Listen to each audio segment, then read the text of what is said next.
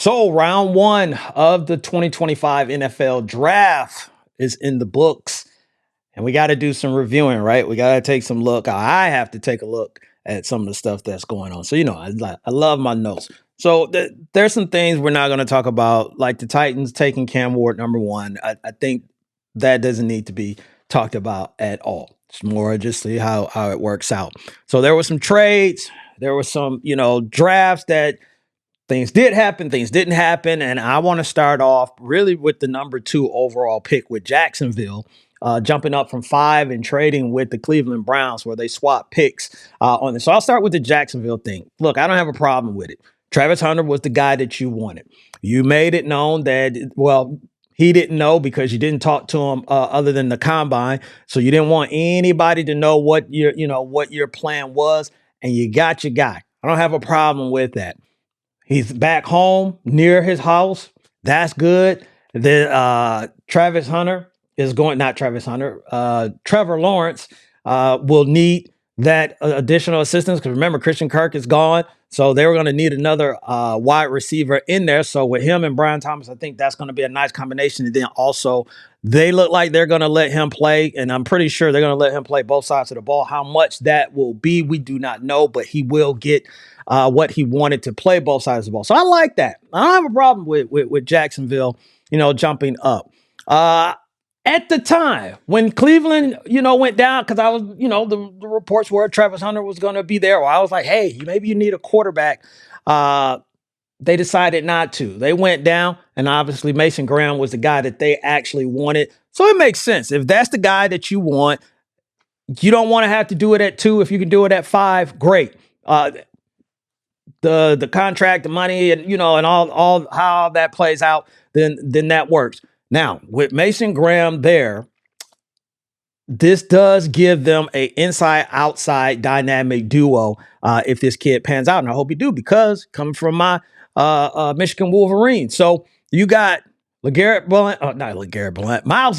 on the outside, and you got Mason Graham on the inside to really disrupt. And they needed that. I will give Cleveland credit for that. They needed that because with Joe Burrow, with Lamar, and whoever may be the Pittsburgh quarterback, you're going to have to disrupt the middle. You're going to have to disrupt the quarterback, and you're going to have to slow down the run, which they have a run game right now in this AFC North that they're going to be looking to stop. So it was a head scratcher, but as I'm watching what they're doing, I'll get back to Cleveland in a moment. So I'm not perturbed by them. So Raiders taking Ashton Jeanty, cool, no problem with that. Let's get number 10, the Bears, right? So I think they probably really did want Jeanty, but they didn't want to jump up or give up what they needed to give up to get Jeanty. So they go for the next best thing with another Michigan Wolverine, surprisingly, is that Colston Loveland, right? Colston Loveland goes at 10 in the NFC North. This is this score. They talked about it on the NFL Network broadcast that this division, Detroit's going to score, Minnesota's going to score. You think Green Bay is going to score, so you have to score. And this is Ben Johnson getting his TJ Hawkinson, his Sam Laporta as well to complement his quarterback. So I like the pick of what the Bears did. I think they wanted running back, but since he wasn't there, go with Colston Loveland. Cowboys.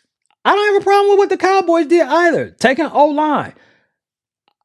He's going to help with the run game because you still got to establish a run game. But most importantly, you got a $60 million quarterback back there that needs protecting.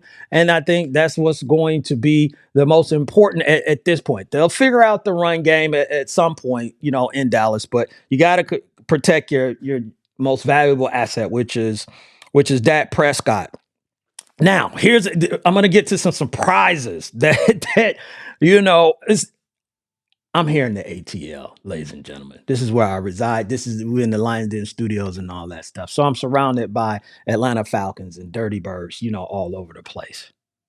The first surprise of the night was the Falcons actually, I'm going to put this together, taking a defensive player, actually more not even a defensive player, an edge rusher.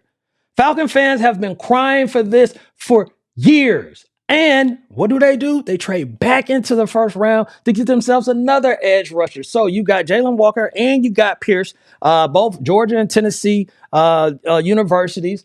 And I think that was a nice mix for the Falcons. You have you've already put your hand in the cookie jar as far as like with Kirk Cousins. That is what it is. You got Michael Penix, he's gonna, play. You got all these, offensive weapons and everything. You did need to do something on the defensive side because them boys was not getting home. And you got to get players that can get home on the defensive side and be disruptive more times than not. So I give the Falcons Terry Fontenot and Raheem Morris and them, I give them credit for it. Falcons fans, see how it goes. I don't want to hear Falcons fans talking about, oh, we gave up a first round. Well, Raheem was already talking about that y'all was going to be picking later in the round anyway. So I guess he looks at it as more close to a second round pick than a first round pick. But regardless, this is something you needed. You needed to take a chance. I'm cool with them taking a chance with edge rushers. They just may be good and it may just work out, right? Who else we got? So we get to 21, right? Shedeur Sanders has continued to drop. Nobody has picked him up. Obviously, some teams didn't need a quarterback. So this Pittsburgh spot, it was like, could Shedeur really, land there? And it did not happen. They go with a D tackle at this point. Looks like Pittsburgh is sticking to their word and saying that they are not letting Aaron Rodgers or anything else really, disturb what their plan is, for the draft. So, again, defense, I talked about Mason Graham in Cleveland. In this division, you're going to have to be able to stop the quarterback or you're going to have to be able to slow down the run. So I see why they went D tackle there, but I'm going to get back to Shedeur in just a moment. The greatest surprise and probably the greatest moment, not ever, I'm not going to say that, but one of the greatest moments, let me just say that, in draft history happened at the 23 spot. And I know, I don't like the Packers. I'm not a Packers fan, but I got to give credit where credit is due. This team has not drafted a wide receiver since 2002 in the first round.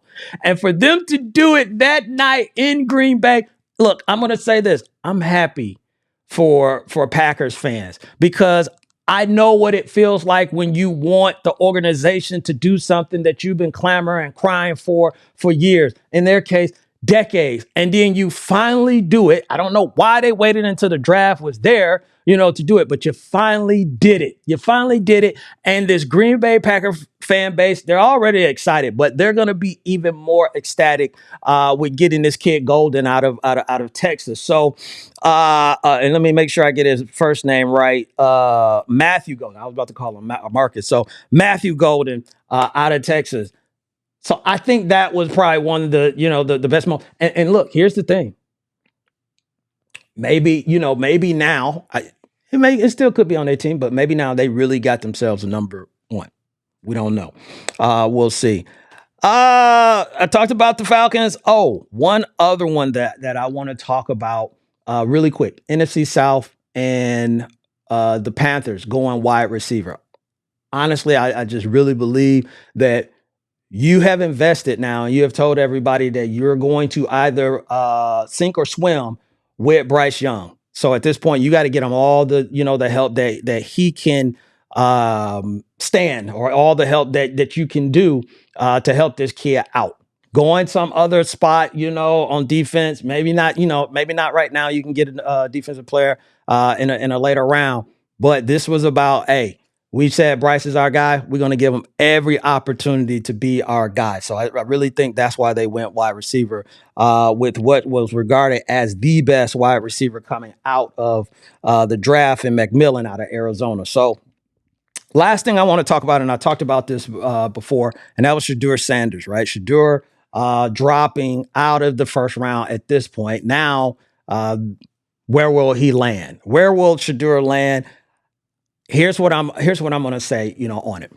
Yes, you want to be number one overall. You always want to be, top pick. That's human nature. You want to be, you want to be the guy. You want to be the one that's highest value.